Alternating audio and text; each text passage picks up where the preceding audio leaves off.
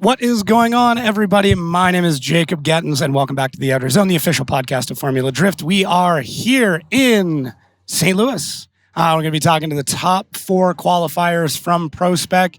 It is hot. There is a new layout. It is crazy. There have been crashes. There have been bumps and accidents. People are trying to figure it out. But these top 4 got it dialed in, and we're going to talk to them now. Hey, Mom. There. I made it. Better? Yeah. Hi. All right, cool. Look how good we look. I know, not bad. Not teabag, as they say in Canada. What? Not teabag. You Canadians are wild. I know, we say some weird shit. Cool, I think I'll sync audio again, just in case. Okay, finally, we've got Derek Madison on the show. It's about time. I know, dude, hometown, did it? Yeah. How's it feel? I don't know. This is my best qualifying ever, so it's that's Is it really awesome. Yeah. It's your best qualifying ever? I think I've only got up to like P8. This is my best qualifying score ever. Okay. I threw the good one away in Jersey last month. So. This is true, yeah. Yeah, that was a tough heartbreak, but we came back, got some redemption. Things came out pretty good. It was a pretty low score, but yeah. Do you feel like more pressure or less pressure? Like, I know some guys talk about like, oh, I'm relaxed because like my friends are around, but I also know other guys are like, oh shit, like my friends are around. So it's a mix for sure. So all my friends are here, and I love that, and having all of them around hypes me up. And believe it or not, like I can feel the energy from the crowd in the car. Like last year, we had a really good event. We finished second here, which adds to the pressure. By the way. Yes. 2 years ago, we didn't qualify, so that just shows the pressure right there. It's tough, but you know the crowd's awesome here because they all support me really well, and we were able to bounce energy back and forth between the crowd every time we did a good run, and I could hear them. From my car. Really? At idle. I was gonna say you don't have a quiet car. I could hear them. It was sick. And I mean, I love it here. It does add to the pressure for sure, especially after getting second place because I feel like I got a one of it, you know? Yeah. And now I'm ready to. Who did you face last year in the final battle then? Evan Bogovic. Was Evan? It was good. I didn't make a mistake in Outerzone 2 all weekend until the final battle. Speaking of Outerzone 2, new track layout kind of. Yay, nay, where are you at? Love it? So good. Is it like there's as much of a dig out from 2 to 3, but it seems like it's not as crucial? Yeah. So I think there's still going to be some Gapplebees there. Yeah. Not as much as last year because like I'm a blower V8. So for me, all I got to do is stab the clutch real quick and I'm gone. Yeah. Sorry, turbo guys. Yeah. But it's a lot more fluid here and you can really get on the throttle early in Outer 2 and just kind of slingshot your way in Outer 3, which is great. Whereas last year it was like you got to almost park it in 2 and then just clutch kick and then it's a straight line burnout essentially. So it flows so well. I love it. As soon as I saw the paving, like even when they were talking about like how they were going to set it up, I'm like, okay. And then I was like, well, they could pave this grass area. And then I saw it and I was like, oh shit, okay. Mm-hmm. Like I see where this is going. I see what we're doing here. So yeah, I heard some like rumors, you know, because they all fly around and I thought it was going to go all the way up to the bank. I was like, man, it's going to look like an average parking lot event out here. But I'm glad there is some separation there. Yeah, and it came out great. I love the wall. Great touch. I didn't expect that, but it came out great.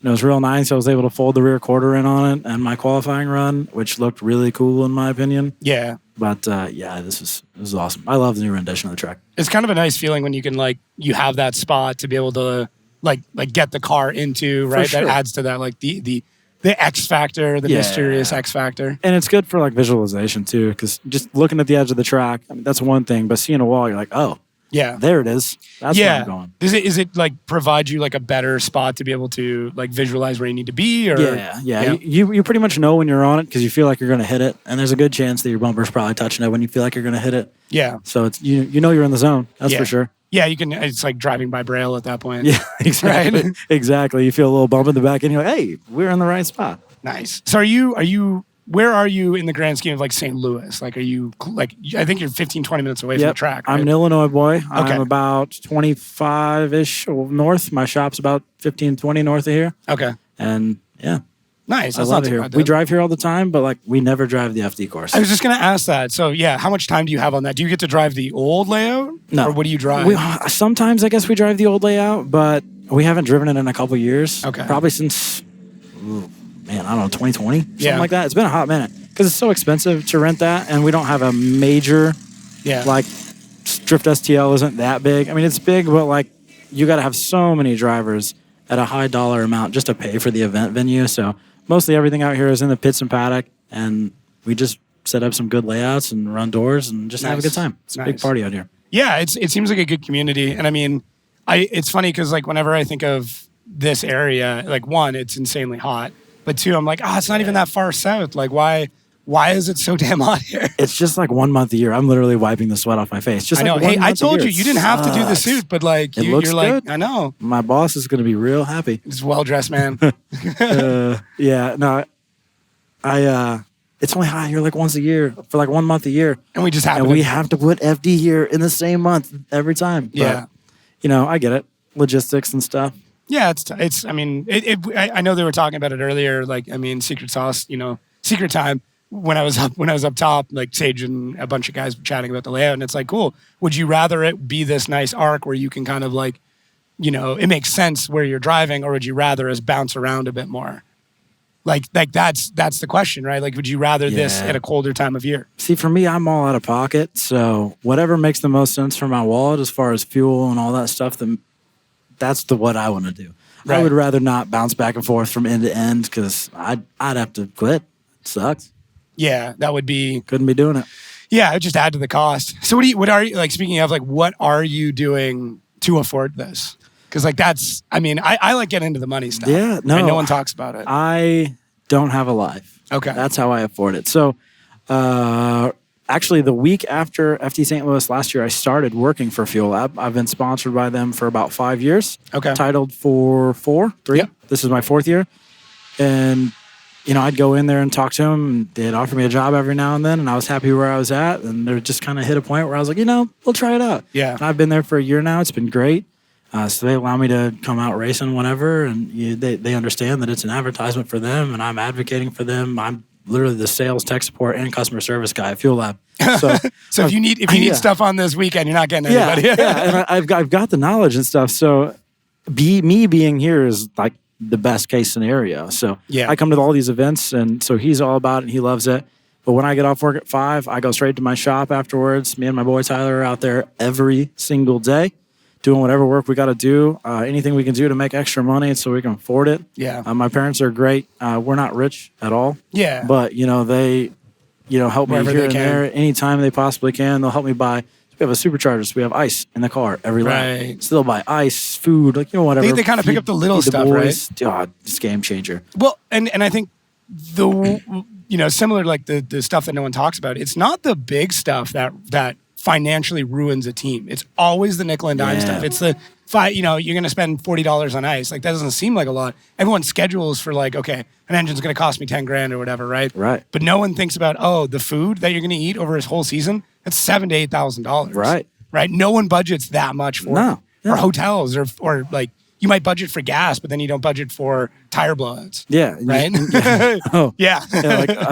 One of my crew members has a 3-car stacker trailer, and he lets me use it, and I've been using it for a few years now, and it's awesome. But right before we left for Jersey, the whole driver's side frame rail cracked like 10 times. Jesus. So luckily we had one of my old small trailers from years back that we were able to pull from storage and transfer everything that was in this massive box into this teeny tiny little trailer. And it's like, wow, how did we do this before? But it's been good. And all my boys support me like crazy. They all come out here just because they want to see me do well. And good.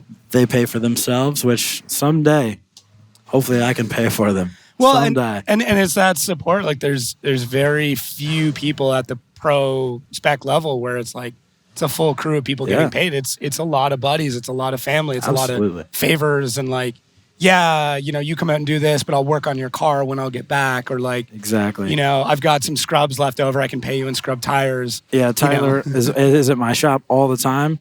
And every time I have like an extra part, and he's got an S13, I've got an S13. So anytime I got some extra parts laying around, I'm like, you just have it. Yeah. Just take it. I feel better. It's those little things, right? Like you're literally doing what you can to get through it. So anything. So let's say hypothetically, you crush this out, you crush out in Utah, you get that big boy license. Is that something you would pursue? Bro. You're doing I've it? already got it. That big boy license from last year. Right. I'm going next year. Yeah, that's the plan. It's going to happen. This is breaking news. I guess I haven't said it out loud besides my friends. I want to go. Okay. I shouldn't be here right now financially, so I know that it's the same boat. I'm just going to suck either way, but I want to make it happen. I got big dreams. I've had a lot of people tell me they'll never do it, and that makes me want to do it more than anything. So yeah, I'm going to make it happen one way or another, and hopefully we'll make all 8 rounds, and hopefully, one of my boys around here is doing really well in Pro-Am, and maybe we can share a trailer next year, and you can pay for half my rounds, fuel or something, we can split or something. Anything I can do just to help. And those are that's part of the reason why guys will share or team up. I mean, we've seen it across the board. Would you ever think about like trying to jump on a different team, similar to kind of like maybe what Simon or Ben is doing, that kind of thing? I love that, but I don't have the budget to rent another car, and my car works well. Yeah, it's a very basic car. I don't even have a quick change, or I'm still stock diff, stock fuel tank, but it works well. I mean, I'm building another car right now, and I have most of the parts, so we'll be able to build a Pro 1 level car and be able to come out and compete well. Yeah. So I don't really see myself doing that. I could see myself doing like what Novak and Nate Chen do, where you just dollar up with some pros and use your own car. I could maybe potentially see myself doing that if there was plenty of benefit on my end for saving money. Well, and knowledge too, right? Like Novak jumping in with Jerry Yang, nothing against his old setup, but like his driving seems to have progressed, and his knowledge has progressed. Ben pulled the win last week on a 50K. Exactly. And drove like a madman. He's driving so much better in like the non-FD events, and I think that shows like how stressful it shows how amazing of a driver he is. Yeah, but it also shows like just the difference in stress here over that event. Oh, absolutely. I get into qualifying here, and I'm like, man, you got to do well. You got to knock this out. You got to knock that out. Yeah. And we go to qualifying at Riverside. I'm like, all right, boys, see you on the other side. Yeah. It's just so different, I guess, because FD costs so much money, and like everyone wants you to do well, and you want to do well, and you got all these guys here spending this money to be here, and you feel like you got to do well for them. It's a lot of pressure, but it's been good.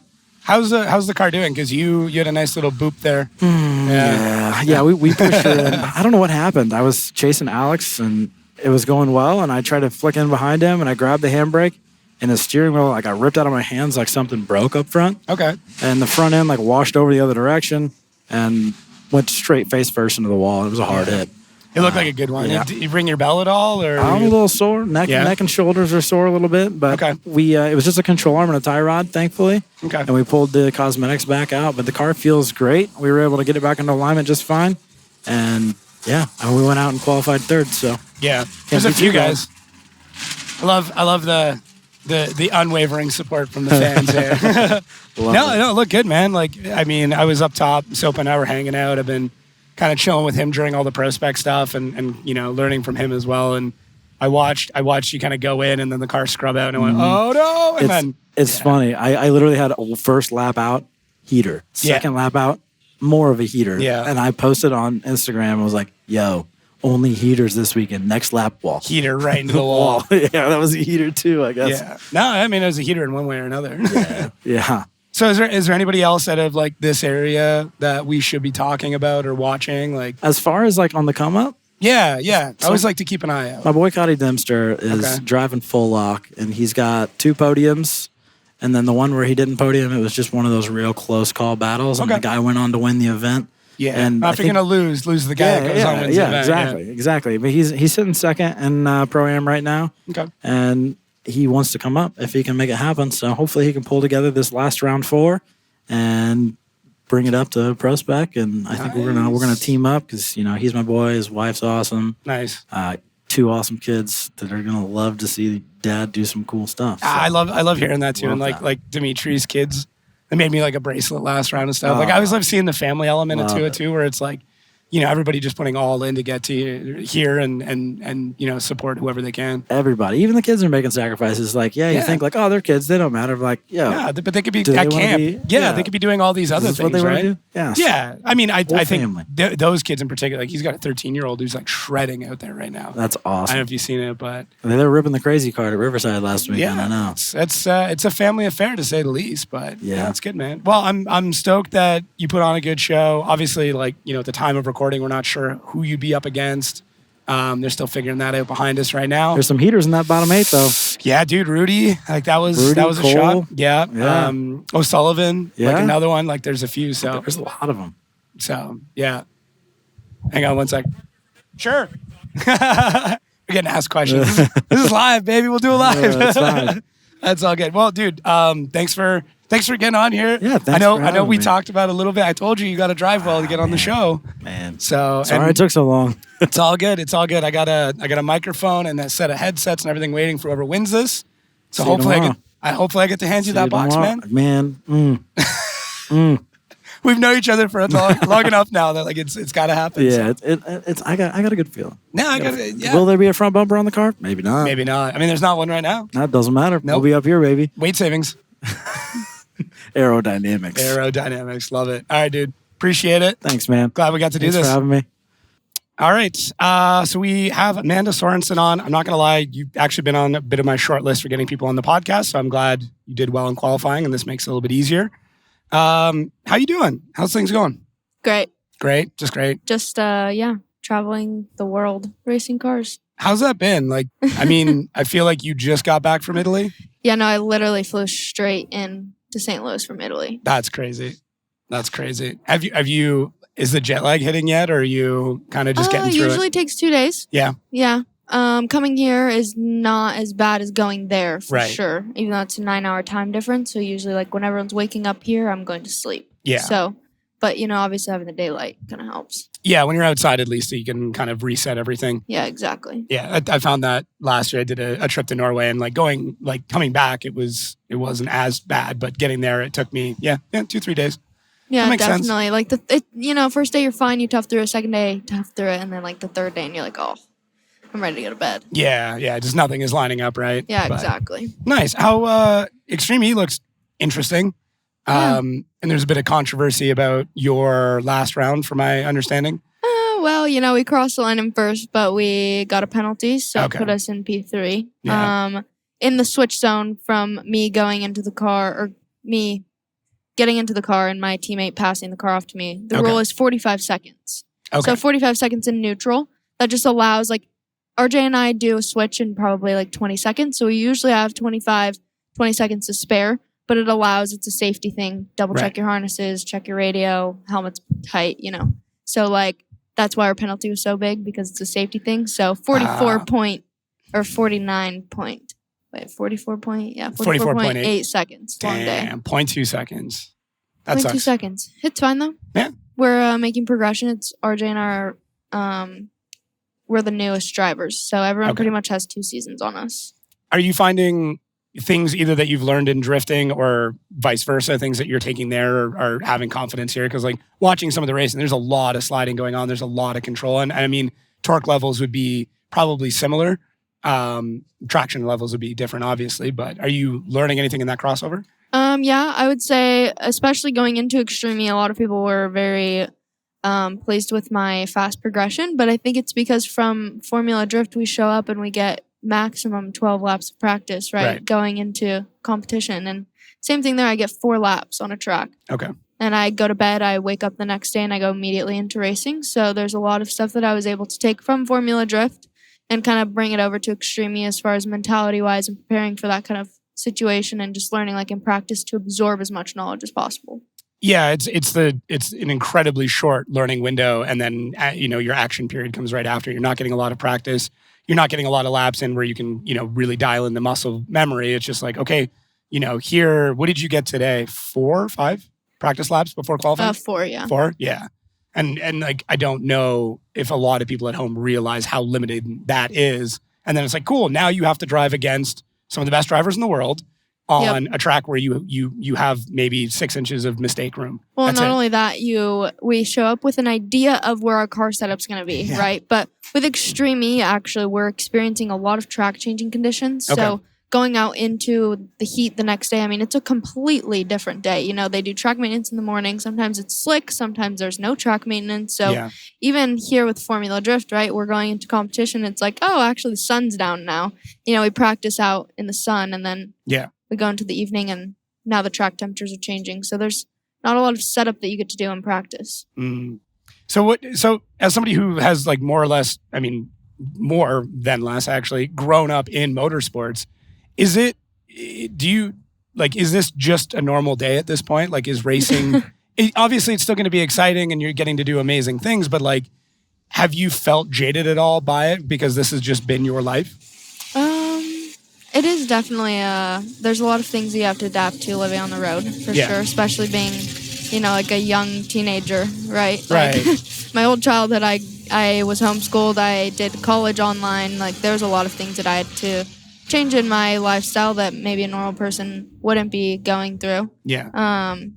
But I mean, every race is always different, like, and I think the biggest thing that I'm starting to learn lately is like, it's called racing, not winning, right? So like, even today, P2 in qualifying, not bad, Yeah. But like, all of us are wanting the P1. Yeah. So it's like, sometimes it's even this past weekend, like, we crossed the finish line first, but we ended up third. So yeah, there's a lot of things that you just kind of take in, and it's kind of life's lesson. Well, and I think it's kind of forced you and your brother to grow up at such an incredibly rapid pace, right? Where the amount of life experience you've had in a short window is that surpasses almost any normal person sitting at home, right? Yeah, definitely. As far as Brandon and I and like our situation on the team, I do all the marketing, I do all the branding, I do all that kind of stuff, and then Brandon's head poncho of like the crew. So he's got his crew guys under him. He's in charge of my car. I'm not as hands-on with the cars anymore, just being that I'm never home, and the Extreme E stuff has my schedule crazy, but thankfully Brandon's able to fly in early, work with the guys, line them out. But there's a lot of things. I mean, even Brandon and I, we were driving the semi, and some people, were at last year, I think we had a crazy experience in the semi, actually. Okay. We had to drive up the whole East Coast. We ran into a bridge. We blew an airbag. It was crazy. Like, we live on the West Coast. They don't have bridges over there. Right. But there's a lot of things that we've learned. And even just having a crew under you and operating this whole function at a high level is there's a lot of mistakes, but you learn from mistakes. And, every year we're definitely improving. So it's not easy to learn from when everything goes right. Right? Because you're like, everything went perfect. Okay, okay. I'll just do it again, I guess. Like, exactly. I don't know. But yeah, if you hit a bridge, like, you're like, cool. You got to download the truck route. The trucker route, which is very different than the residential. When it says no trucks on highway, that means no trucks on highway. I'm sure that was a fun phone There was call. like a U-Haul in front of us. Like, so it was just like, we're just following him, thinking like, it's fine.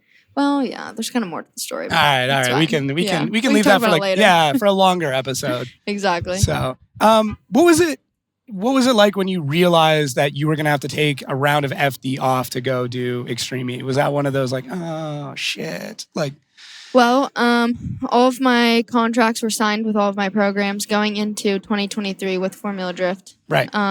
Obviously, United States Air Force was like a huge one. And then literally probably a week or two after we got everything settled going into the 2023 season, I got a phone call from Chip Ganassi Racing saying, hey. When you see that pop up, you're like, oh, okay, I should probably answer this. Would you like to come race for us? We want to do a test day. And I flew out for the test day, and it was a month later that we signed a Daytona 500, and they signed me for the whole year. Okay. And I knew that there was a conflicting schedule, and there might be another one, but all right, is what it is. Yeah, so I mean, there is Utah. I won't be attending. Oh, so that sucks. That's like such a good round events, too. Utah is my favorite. Well, we're not 100% sure because Argentina, I guess, is where our next location was for Extreme E. We might not be driving there, so if they have a location change, I'm crossing my fingers that they have a date change as well. Okay. But as of right now, it's to be announced. So right, they're thinking on those dates. What a terrible but also incredible thing to happen, where it's like, oh, I have to, go back and forth between these two sports. But yeah, I mean, I hope you can make it out to Utah. I love that track. My favorite track. I actually went to school in Utah for a while, so it's definitely like, I love Utah. I got a lot of friends out there. It's like a family friend race, so it's super fun. Yeah, and I mean, obviously, like, the track layout's cool. I keep pushing them to run it backwards. I would like to see it. Kind of cool. Right? Because then you come into the big... Anyways, I've been every time I see Kevin Wells, I'm like, buddy, Utah backwards. Just think about it. We'll talk later. Yeah, we'll talk later. Yeah. Is there any other series, I guess, that like you want to conquer next? Is there something where you're like, you've got your eyes on it, you're like, this is what I need to be at? Nitro Cross in a Group E class. That'd be cool. So Travis Pastrana is putting on phenomenal events in this rally world. Kind of like GRC for anyone who's not familiar. Yep. But it's like a whole action-packed entertainment rally race in these states. I do believe they have one location that's outside of the states. But rally, in my opinion, not necessarily, I would say rallycross, in my opinion, is like the ultimate dream for me. It's a mixture of my dirt racing and drifting in one. Head-to-head racing, you know, still the elimination bracket, but it's like at the end you get to race against more than one car. Yeah. Yeah, that's a good point. I know he just built a giant track layout at MAO that looked insane. Exactly. Like just with just nuts. Triple under over. Travis is like, I don't know. That man is something else. He's awesome. His brain just doesn't work the same way as everybody else's. No. I definitely, but like the Nitro Cross is, I think, it's something that I look forward to doing in the future. It's definitely on my radar. Nice. And also maybe a rallycross championship overseas. Okay. Too, so might as well. Just get some more seat time, so then that way when we show up to the extreme races, we're ready to rip. Yeah. But so as somebody who takes their social media incredibly seriously, and arguably probably the best in the paddock, I would say, just based on strategy and posting content, what do you think drivers coming up are either doing wrong or should improve on or could change to just have a better social media program? I think consistency and understanding that nothing has to be perfect. People tend to fall in the tunnel of like following everyone's trends. Yeah. I get it. Some of my videos are the same exact layout, but it's because it's reaching a different audience who's never seen it. You know? The 3-second glam shot followed by the 7-second action shot. That's like my almost formula. Like I was just gonna say my formula. Almost like it's a formula. If you look at every video that has that formula, it's over many million views. Yeah. But the one thing I feel like I'm lacking is, I would say, not a lot of people know me personally, like, or my personality, right? But I think something a lot of these drivers have to offer is their story. Right. I definitely I'm pretty good about responding to my DMs, but a lot of the stuff that people ask me in my DMs are like, oh, how'd you get into this? Let me know your story, you know? So I think just a lot of the drivers need to understand that it doesn't need to be perfect content. It doesn't need to be that sick drift shot. It doesn't need to be anything wow. It just bringing along the audience with your journey. Well, because I think a lot of even in ProSpec, they forget that like you are one of a very small group of people that get to do this. Yeah. And everybody at home, all of those numbers that are on that live stream, those are all people pretty much that are wishing they could be here. Exactly. So give them that portal into your life. Give them that experience or that time to be able to understand what it's like. I think it's also an educational thing as well. Yeah. I mean, it's no different. Like Brandon and I vlogged a little bit last year, and obviously we didn't do too well with it, but like it's so hard to be consistent. Like it literally is it's a whole nother job. And considering I do all the other stuff, it's like it's a lot. But with the vlogging stuff, we vlogged our journey, you know, going up the East Coast and us running into the bridge and that whole entire thing. And like people are like, oh my gosh, like we would just never imagine this. Yeah. You know, and that's part of the journey that people want to see. Yeah. So you mentioned that a lot of people don't know the personal side of you. Is there something you wish everybody, like, not that this is a massive platform, but like might as well start. Like, is there a misconception that maybe people have about you or something you'd want to correct? I wouldn't say there's no misconception, but there's just a lot of things about me that I would say is not publicly known as far as like, I mean, I work like many full-time jobs, just being that, you know, juggling the extreme stuff, juggling Formula Drift program, marketing stuff, social media content, collabs outside of it. There's a lot that goes into it that, sure, you know, obviously maybe 2-3 years ago, there was that conception of like, oh, the rich kids in the paddock, right? Yeah. But like little did they know, like we didn't get to go driving unless we had straight A's and we were honors students. Like, yeah. You know, I graduated high school from like at the age of 16 with an advanced honors diploma, and they were like, they just don't know that, you know? Yeah. I think that's just they don't know your dad. Like, yeah, very. That's so much of it, right? Right. Yeah, exactly. Yeah, sure. I mean. And you and I last year actually had an incredibly productive, very short conversation about marketing and statistics and how to present that information. And that was, for me, that was one of those moments where I stepped away from and went, oh shit, like she knows at that point more, and probably still more than what I knew about the business of it. And I was just immediately struck by like, oh, you don't just show up and drive. You are building the back end of your program so you can just show up and drive. Exactly. And I think that's one thing too. Like you see drivers like Matt Field, for example, OD, I think does a good job. RTR, like they've established their program so it is an arrive and drive. Yes. It may look like from an outside, it's all an arrive and drive here, you know, but like you really have to make sure you have the right crew under you. You have to make sure you have the funds coming in from the social media. You have to make sure you're producing the deliverables to those sponsors. And it's like, sometimes I show up to the track and I do more of focusing on the deliverables for the sponsors than I do even focusing on the driving. Yeah. Right. And as a driver and having that competitive side in me, it's like, well, how do I fast track this, over here so that I can focus on that? And thankfully, I mean, I have a good understanding of what an arrive and drive is, being that I drive for the Chip Ganassi team now. But taking a lot from their program and applying it into my program as well is something that I'm working on, It takes a lot of work to make it look this easy. Yeah. Is right? Right? No, literally. Yeah. Well, I'm hoping that, maybe you can have some conversations with the Chip Ganassi team. I've always wanted to see a very large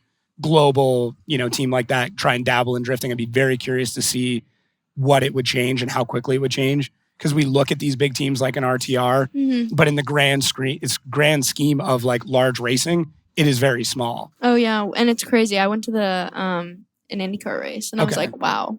Formula Drift doesn't do anything compared to an IndyCar race. Well, it's just a completely different scale. Not gonna lie, they don't do the numbers on the paddock. However, we do the numbers on social media. Right. But that's because that's where our audience is. Exactly. And that's where our selling factor is of we are the number one millennial motorsport. Right. And that motorsport then develops into like a key buying demographic once they get into different things. Anyways, you and I could probably get into that part for forever, but well, I appreciate it. I'm really excited to see what you can do tomorrow. I don't know if we know what your pairings are yet, but it should be good either way. So there's some killers down in that bottom 8 section though. I know. Yeah. Should be good. I think this track is definitely, it kind of was a good mix up because it's a new layout for everyone, right? It was able to kind of like be like, all right, reset for everyone. Let's see what you got, I'm hearing a lot of guys like, oh, the gearing we thought we needed, we can't use that 100%. anymore. My first run, I went out and I was like, wow, my wheel speed was way too high. Yeah, you're going to have to grunt it a little bit to get out. And we did 2 gear set changes. Really? Yeah.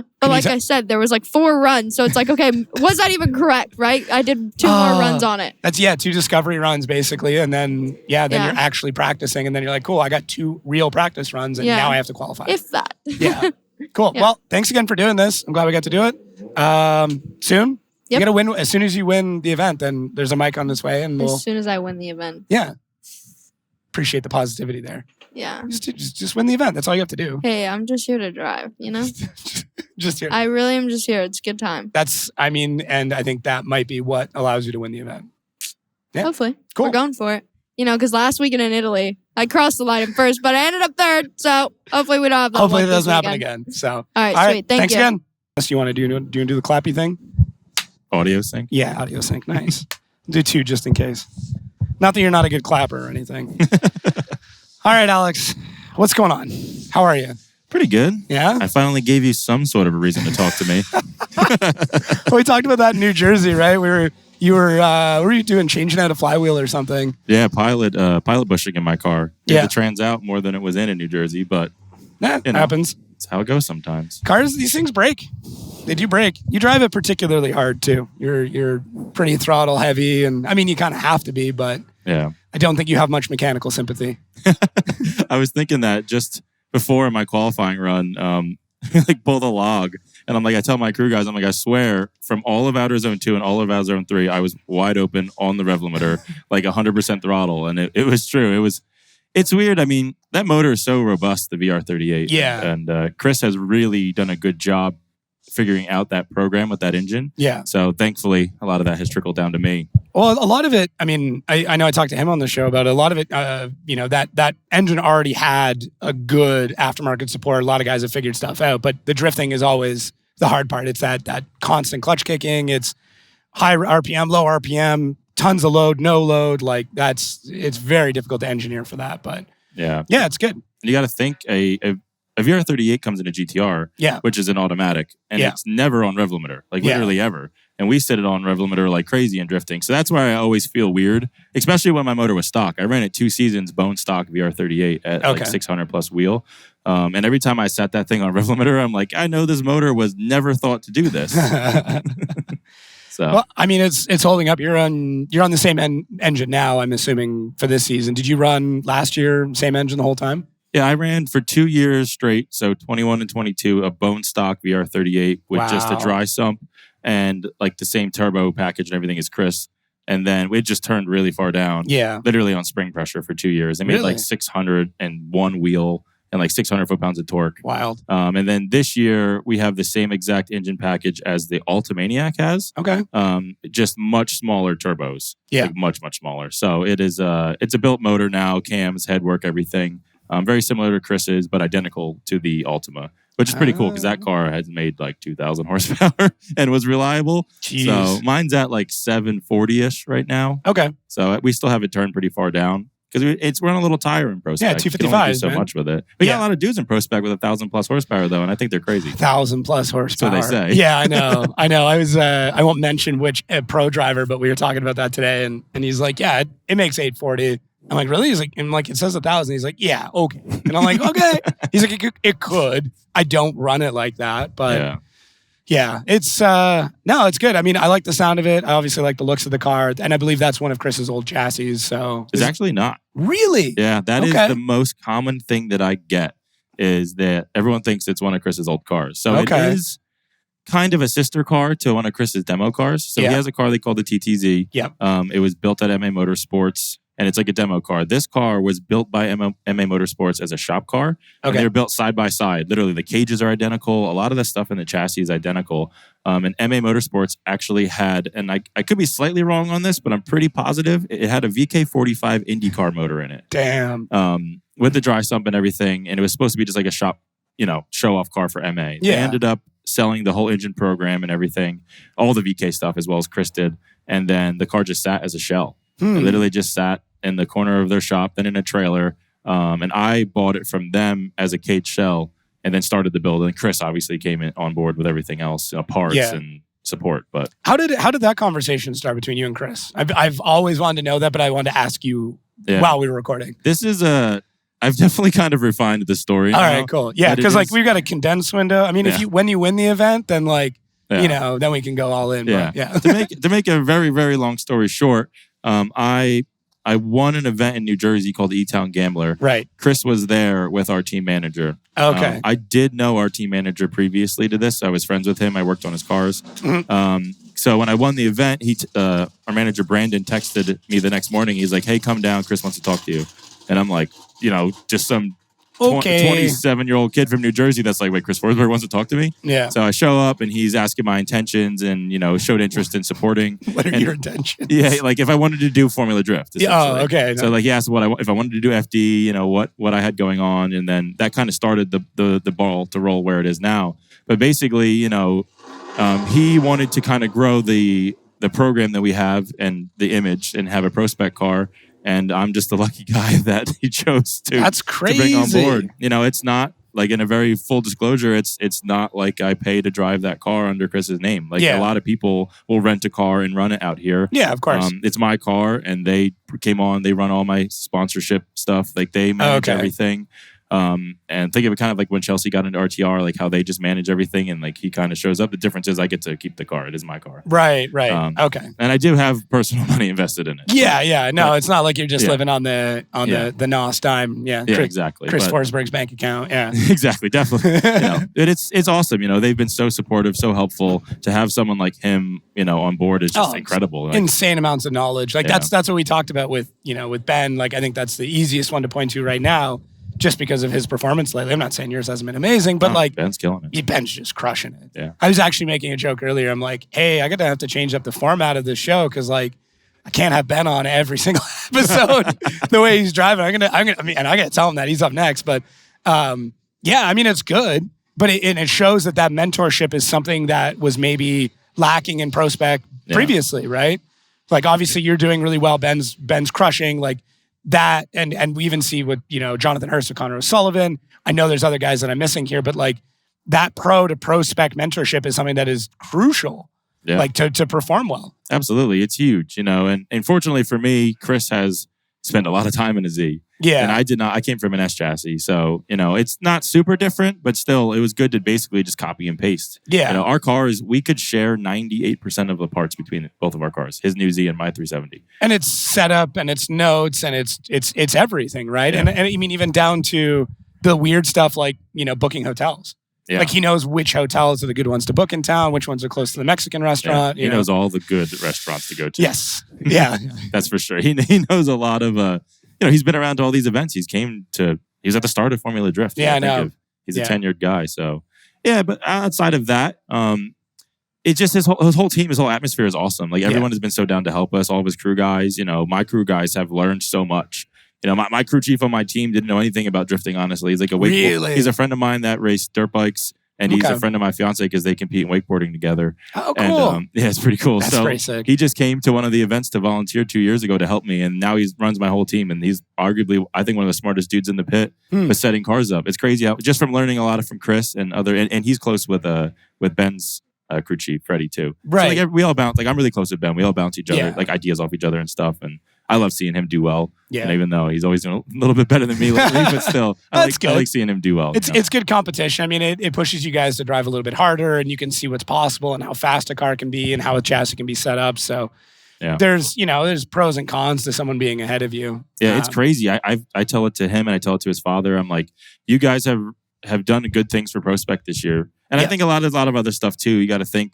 My joke is, as soon as we put these lights on our windshields, everyone wants to keep them green. Like the last 2 years in ProSpec, the cars were pretty grassrootsy. They're high tire pressure, not going fast. The setup change we made from last year to this year to be competitive with people like Ben and Rudy, and even like Cole Richards' car is super fast. A lot of these dudes are like throwing Pro 1 setups, and I'm here for it. Like I love it. Like I'm like, fine, we have all the notes ready, Chris's notebook ready to make this thing a Pro 1 car. So it's cool to have people elevate the sport like that.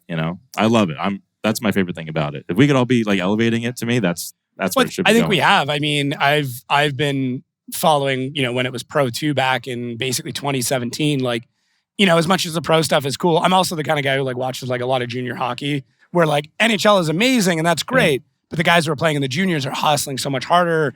They're at this like weird crossing point in their careers, and ProSpec and Pro-Am to some level is kind of the same thing. Yeah. But just how fast everybody's gotten and how accurate everybody's gotten. Like where ProSpec is now is arguably where Pro was maybe 5 years ago. Oh yeah. Absolutely. Right. So that's where that kind of the lag is behind. But also, you guys just don't have as many laps and you're still learning. So it's dude, I love it. And that's why I enjoyed this part of the show so much, because like I want to make sure people get to know you guys.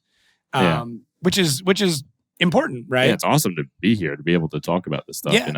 It's cool. So speaking of the jump to pro, like getting the license, that's happening. So I have already had basically a pro license because of the way the old rulebook, because the old one was top 8. It was top 8. Yeah. So the past 2 years I finished in the top 5, let's say, I think it was. And we already earned a Pro 1 license. At this point, like, I don't know. My manager wants us to get more wins, or not any wins, put it that way. Any more podiums, stuff like that. A championship would be great. So we have more stuff to bank off of before going into pro. Yeah, I would love to make the jump personally.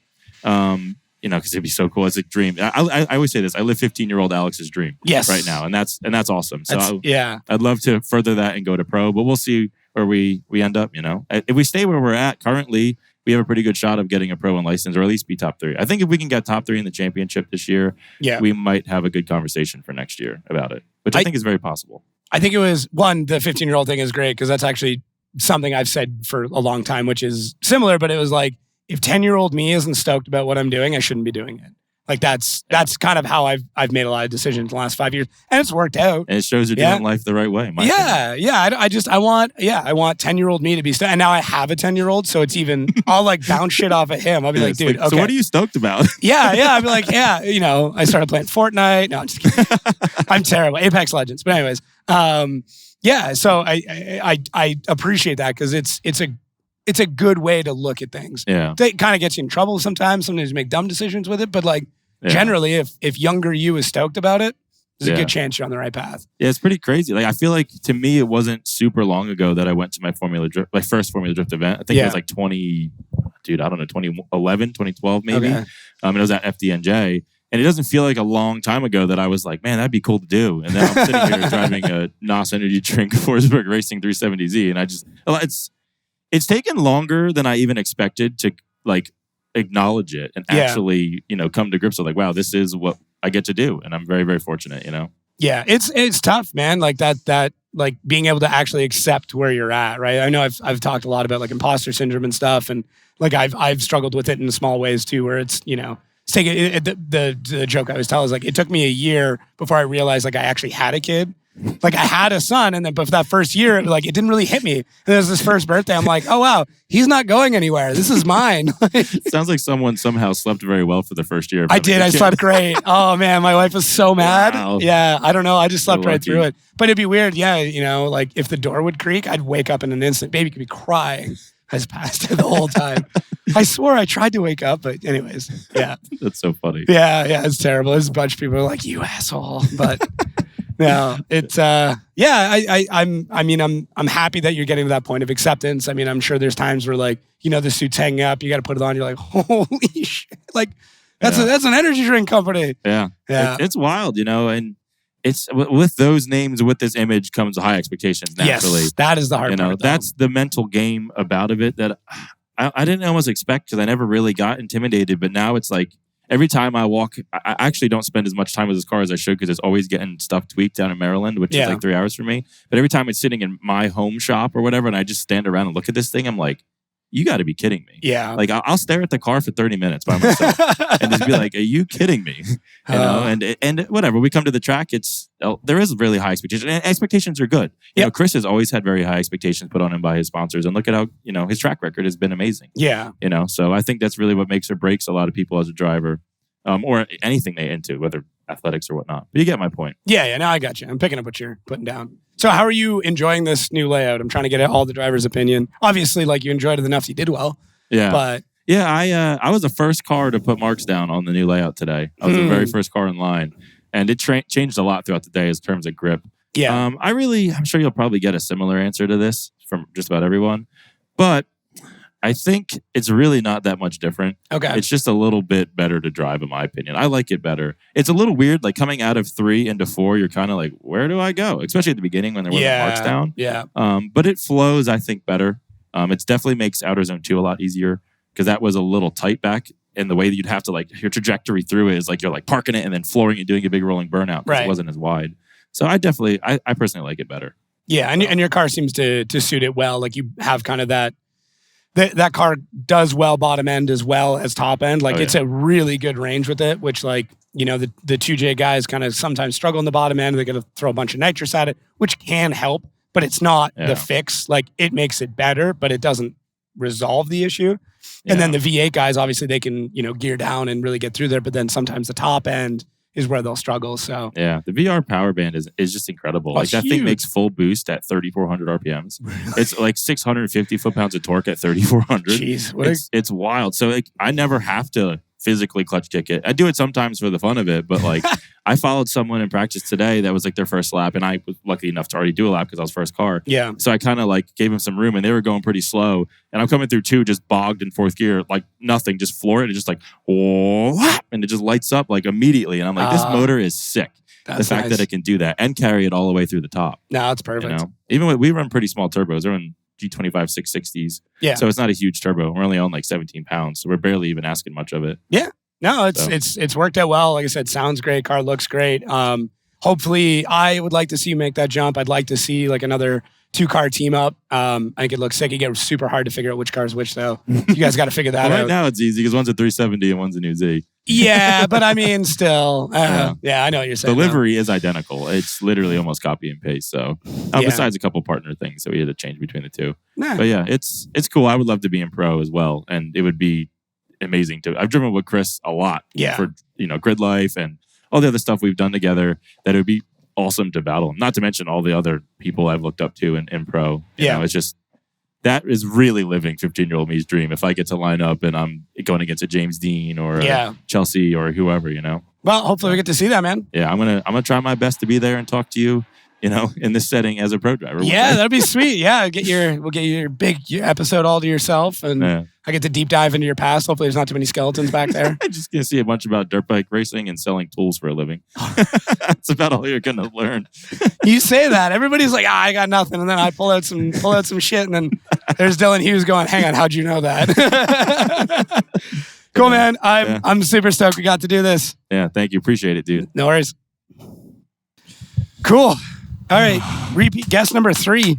We back. We back, baby. Yeah. I just love this guy so much. So Dude, I just got to drive as hard as I can. It's the only reason you're driving so well. You're just like, I got to get back on the show. I got to get on the show. Yeah, that's the radio call. Yeah. Like, we need you to drive well. I got to get on the show. Trade the seat time for screen time.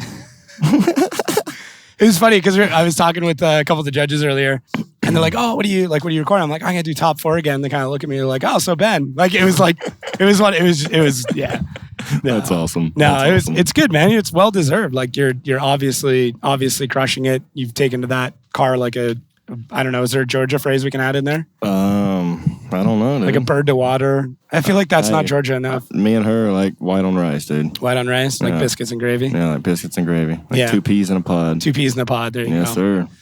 Yeah. 2 peas in a pod. So here's the real question then. There is unless you really dive, obviously competition and then next round, there's a very, very good chance you're going to get your pro license. So let's start with that. If and when that happens, is that the next conversation with Odie? We're like, hey, you're gonna have 3 cars in pro. Yep. Absolutely. It's plain and simple. Yep. Like, have you already kind of talked about it? Kind of, sort of. It's one of those like, yeah, it'd be nice. Like, yeah, if everything works out, yeah. Mm-hmm. Like a non-serious, but like, obviously, if tomorrow goes well, then it's like, okay. Shout out to Dustin Miles, everybody. Miles of Styles. Got Miles of Style. The great comeback. The comeback kid. No, so I told myself, I set a goal in my Pro-Am days that unless I win, first place, that I didn't want to move up. Okay. So I'm kind of set the same goal in Pro Spec. All right. I would like to win first place in the championship, and if I can win first place, I think that I should make the leap. I should make the leap and, try my chances up there with the big boys. I think it was I'm ready to drive with them. They look fun to drive with, so. Yeah, they look, yeah. Yeah, like, I like going hard straight off the practice. Like, I win practice. I don't try to win practice, but I just like, people say like perfect. I mean, practice makes perfect, but in my opinion, like perfect practice makes perfect. Right. So if I'm leaning back in practice and, chasing and then leaning back in my leads and not going as hard as I can, like, why am I practicing this way? I got to practice the way that I'm going to battle. Like, we only have so many practice laps as it is. Yeah. So it's like, how many did you get? 6. Okay. I asked Amanda, she got 4. And I was like, and then 2 of those she was doing gear changes on. Yeah. I did. I got 6 laps. We did a gear change during the 15-minute break. Right. Which almost everyone I talked to is like, yeah, gearing's way different now. Yeah. Yeah. So it's a new car for me. So it's only 4th time I drove the car. Right. Right. Keep forgetting that. So everything's still new, and the whole team, everything, the car's new to the team. So we're still figuring everything out, and we got a set base and pretty much same setup as last season. And I thought they were coming to repo my car. My scooter. No, you're good. They repo my scooter. You repo my scooter. We're good. Scooter's good. They started pushing it. You're like, no. We're watching a repossession live. And it's your own car. I know. Where were we? I have no idea. Talking about moving to pro. Everything doing well? Car's doing great. Team's doing great. We're still learning it. And like we said, we're going through it like one, just like you eat a sandwich pretty much, one bite at a time. Not trying to like overwhelm ourselves with things. And it's pretty simple because it's the same car. Yeah. Not really. It is not the same car. It is, but it's not. We're used to the chassis. We're used to the thing. Like, it's all going to be the same tools. We're used to the tools, like 17s and 19s millimeters all over the freaking thing. So it's like taking the transition. The biggest transition is me getting used to the Vortec blower. Okay. So what's so different with that? As someone who's never driven the Vortec. Have you driven a Tesla? Yes. Then you've driven a V8 supercharged root style blower car. Okay. Same. My car last season made 640 torque at 2,300 RPM. Okay. Which is dumb. It idled at 1,400. So I'm sitting there chilling with 500 foot-pounds of torque at all time. You know what I mean? Like the car, the roots just gets it. But once it hits a certain point, it stops making boost. Right. The Vortec continues to make boost because it's like a turbo. Okay. So if I drive like I used to all last season and my previous seasons and the previous years before that, full throttle, never lifting, like I do lift, but I like to drive wide open. This car, it gets slower that way. So I've had to like train myself to kind of, whenever I'm like, okay, hold on, back up a little bit, get back, get back off throttle so I can catch the wheel speed back down because the car's fast, the car's nasty. So just putting in more throttle is not making you go faster. There's a point of... There's a lot more inputs on throttle that I have to drive with this car, which I like better because it's more finesse than just holding the thing wide open and just holding on for dear life and hoping you're on the right line. So, yeah. I mean, it's obviously driving well. It's gripped up. Yep. Yeah. Car's great. What I thought was incredible today is like you chased Jay, who's probably the lowest horsepower, lowest grip car here because it's basically a stock vet. And you were fine. Yep. Up until like outer 4. I struggled at outer 4. You were like left foot brake. I could see you like dancing in the car. If we come to comp time, I know to downshift to third for him. Okay. In the last zone. So. But that's... that though. Like that's the biggest thing. Like a lot of guys would, try not to do that. Yeah. And you didn't even leave him any room. No, heck no. That kid's good. I ain't leaving him no room. I know. I saw you guys. I saw you guys on the line, and I was like, oh, okay. And then it was like you went. Like, that's the first time we've ever got to drive with each other. Really? Yeah. And I was chasing him. I was like, my spotter is like, his car. He's doing nothing wrong out there. He's just his car is struggling to get into the zones because of the gearing. He has a stock diff in this freaking thing. Yeah. He's just rowing gears to keep it. He's just maybe be a little bit shallow, but other than that, put it on him. I was like, say less. Yep. So he was definitely the kid's a ripper. So I wasn't worried about it. Yeah. I wasn't worried about it. It was I got to chase him, and then me and Rudy kind of lined it up to where we got to do a lap together. Did you do that on purpose? Yeah. Okay, got it. So I got to chase him down. Yeah. Because, I don't know, I like to chase people, get at least a couple chases before comp. He's a good guy to chase, too. Yeah, super solid. And we went in and got to chase hard and got me pumped for qualifying. Is it one of those, like, you went out, laid down a practice or two, where you're like, okay, I feel good for qualifying. I know I'm going to at least qualify. Let's see if we can jump in the chase lane, which is usually much. No, I treat practice like competition. I treat practice like comp. So everybody wants to qualify first. Yeah. So if you qualify first, you have a lead lap. You get in the lead lane first. Yeah. And I just go back and forth. I'll do a lead and then hop in the chase lane no matter what, and I'll chase them. Go back to the pit, change tires out. I'll do a lead. So that way you know what it's going to be like to chase. Consistency. Right. Consistency is key. Especially in Pro Spec. Okay. No, 100%. My third year in, I haven't finally learned that, but it's like that's a big thing in drifting is consistency key. Yeah. So what do you think of the new layout then? I love it. I love it. The track's good. I've always loved this track. It's just chasing has always been weird on this, coming from 3 to 4. Yeah. Mostly because you literally pinch yourself in between the wall. Because unless you drive on the track, as a bystander watching the live stream, you're not going to see how the wall comes onto the track. Yeah. And if you're standing, I showed my dad this morning, I put him in the corner of outside zone 3 from the previous season. Yeah. And I looked at him, I said, look that way. And he did. And I said, where's beginning of 4? He's like, hell, I don't know. Yeah. You don't know. You can't see it, can you? No. I was like, we literally had to manipulate the car around this curvature in the wall and then get back in it. So it's a weird track. Bulges out. It's a driver's track. Yeah. It's like you have to risk that. You have to point at the wall and say, okay, I'm using this as a, it's the. It's like one in Long Beach, yeah, right? Where 100%. Yeah. It's like one in Long Beach. Yeah. You have to just stay fully committed no matter what. And this track is a full commitment track. If you come out of 2 and have a hesitation or anything, any kind of bobble in 2, it screws you for the rest of the track. Yeah, we were watching. I've been spending like a lot of the time up in the tower, either with the judges or just like people who know more than I do, right? I'm trying to absorb as much similar to what you guys do. And we were watching guys who would either mess up at 2 or they'd mess up in 1, and then like how that would affect the rest of the run. And like you can mess up 1 and kind of make it in 2 and be okay. It's not perfect, but if you mess up 2, the rest of the run is almost toast. Midway through 2, you're already... That's the rest of your line. You're already pointing your line into outer 3. Yeah. If you're not, then you're going to be entering it late. Yeah. Which is going to make you have a different kind of apex in the zone, and it's going to make you leave sooner. And whenever you leave sooner, then you're shallower in. Sooner and you're shallower in. And then you're too shallow because through you fork. have to drive past that hump in the wall. Yeah. You have to be able to come past this because it's literally like my knuckle. Yeah. And if you come too shallow, you're transitioning at that, and the zone's back here. Yeah. So you're coming here, and you get floating, trying to float in, and then you get on throttle, and it pushes you forward. Yeah, and then you have no momentum because you have to e-brake the whole time. You'll exit halfway through it. Dude, previous years I've struggled with it, but it's big in the chase though. Yeah. Not as much in the if you're struggling in the lead doing that, you are not going to be doing good in the chase. Yeah. Because the chase, you have to wait for them to transition, but you have to set your car up to go past the wall with them. Like if you transition too soon, you're doing the same thing that's causing you to be shallow in your lead run. Yep.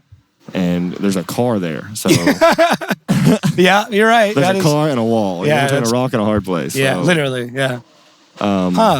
Yeah, it's weird. It's weird, but it's a technical track, and I love it. I enjoy it. I know this track gets shit on so much. It does. Oh, it's this, and then on it. I've even seen even today I was talking with a guy online where he's like, I don't like the new layout. I liked when it was more technical. I'm like, it's just as technical as it was. It's just a different technical. Well, now. we can carry the angle.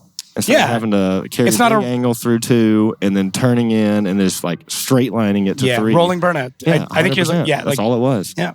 And say me in a supercharged V8, I can lag it down and then and lay in it. Like people in the say you have a JZ that doesn't have nitrous on the bottom, you're gonna have to be working that thing to try to get it back light up. But now, once you come out of one, it's literally just a big fluent motion. There's no big slowdowns.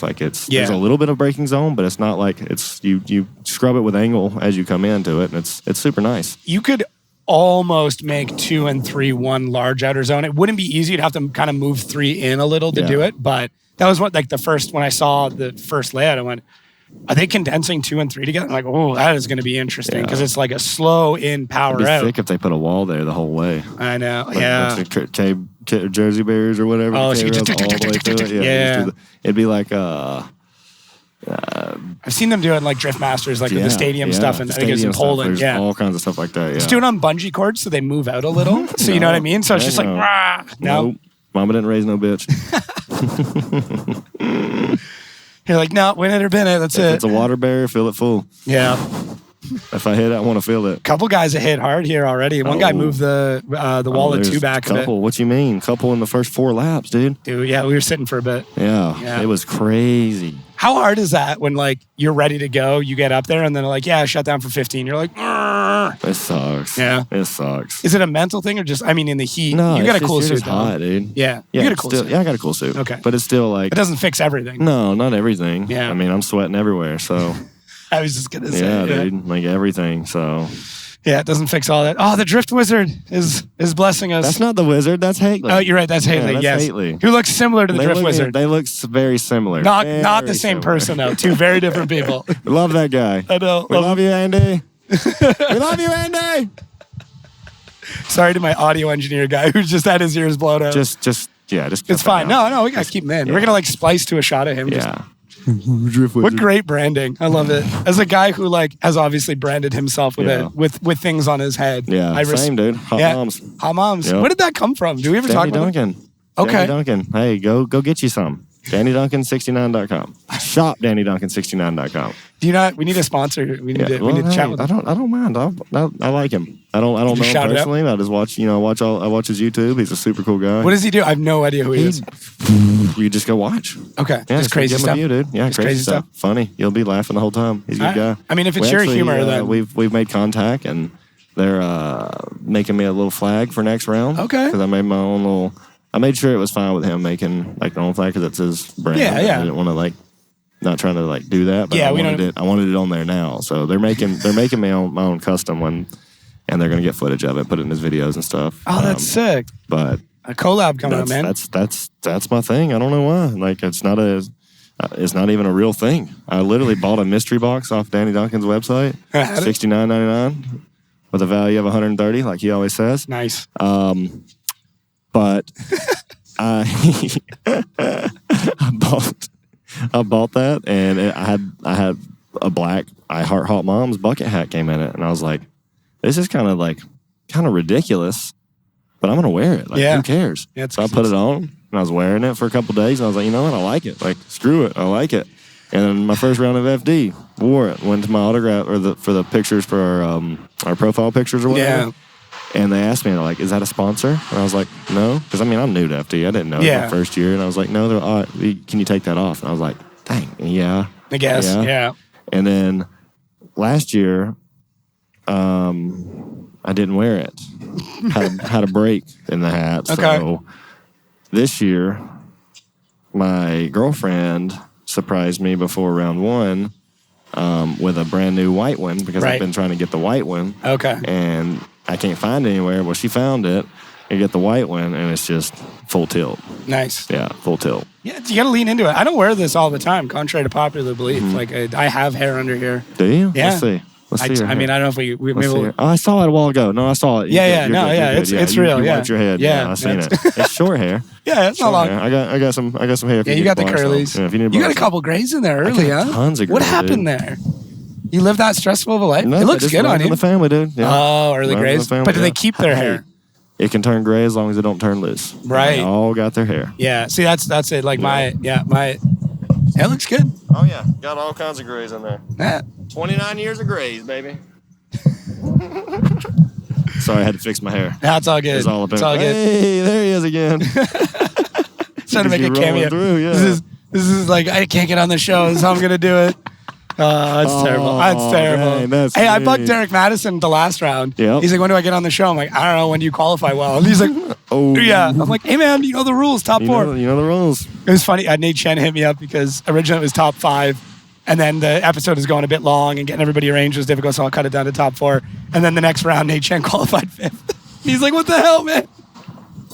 Like, I'm sorry. I'm like, it wasn't on purpose. Dang. I know, but cool. Well, this is like, I mean, basically now we've done like a full-length show for you at this point. Right. I still want to do, I mean, the rule is right now, if when you win a Pro Spec round, you get it. I don't know what's going to happen if somebody wins 2.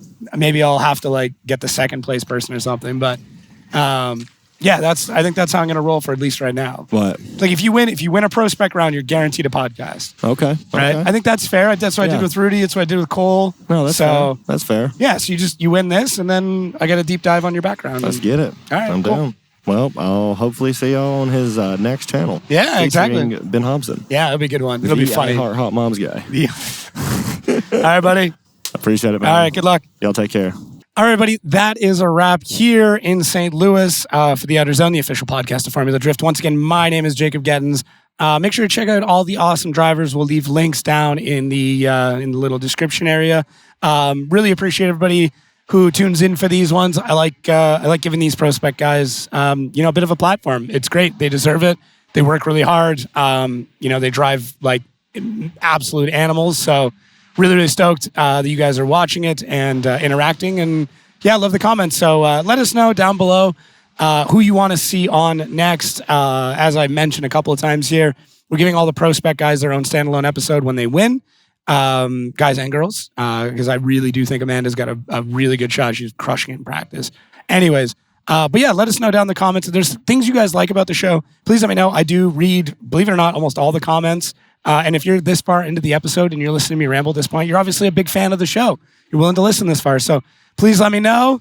Love everybody walking by. Everybody at the events is fantastic. But yeah, I enjoy the feedback. I always try and take the criticism, the good, the bad, the ugly, and update the show however we can. So thank you again, everyone, for watching and listening and sharing. Thank you for everybody who supports when I get to go on the live stream. That's huge for me. And yeah, this is our little heart to heart, I guess. But thanks again, everybody, for watching the Outerzone, the official podcast of Formula Drift. Once again, my name is Jacob Gettins. Maybe I'll leave my links down below. I'm on Threads. I don't know if you guys are on there. I'm having a blast, though. It's great. But thank you again to all the drivers who came on. Thank you to Formula Drift for letting me do this. And we'll catch everybody next week.